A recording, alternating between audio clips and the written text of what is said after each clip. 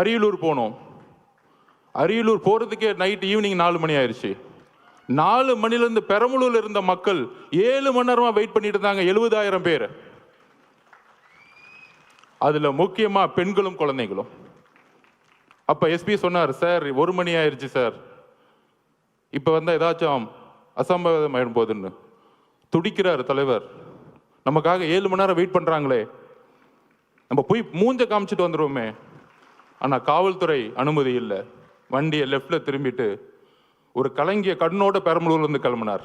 அவர் தான் எங்கள் தலைவர். நான் உண்மையை சொல்லணும், அரசியல் பேச்சு இல்லை, உணர்ச்சியான உண்மையை சொல்லணும். அதை முடிஞ்சு அடுத்தது திருவாரூர் போனோம். திருச்சியிலேருந்து கிளம்பி நாகப்பட்டினம் போனோம். நாகப்பட்டினத்தில் அப்பயே சொன்னார், நாங்கள் என்ன கேட்குறோம், ஒரு நல்ல இடம், மக்கள் வரும்போது அவர்களுக்கு ஒரு பாதுகாப்பு. என்ன மிரட்டணும்னு நினைச்சீங்கன்னா அதுக்கு எப்படி பதில் கொடுக்குன்னு தெரியும். ஆனால் மக்களோட பாதுகாப்புக்கு நீங்க தான் பொறுப்பு. நாகப்பட்டினத்தில் பேசினார். அந்த பேச்சு இன்னைக்கும் நீங்க எடுத்து பார்க்கலாம். அதை முடிஞ்சு திருவாரூர் வந்தார். 3 கிலோமீட்டருக்கு 3 மணி நேரம் ஆச்சு. உங்களுடைய தந்தை பிறந்த ஊர்.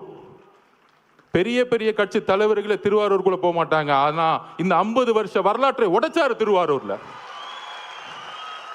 என்ன பெரிய கட்சி கட்டமைப்பு. நீங்க பெரிய பெரிய அமைச்சர்கள் சொல்லக்கூடியவங்கலாம் என்ன பெரிய பெரிய இன்ஜினியரிங் காலேஜை கட்டிக்கிட்டு, பெரிய பெரிய மெடிக்கல் காலேஜை கட்டிக்கிட்டு 1000 கோடி பணம் வச்சிருந்தா பெரிய கட்டமைப்பா?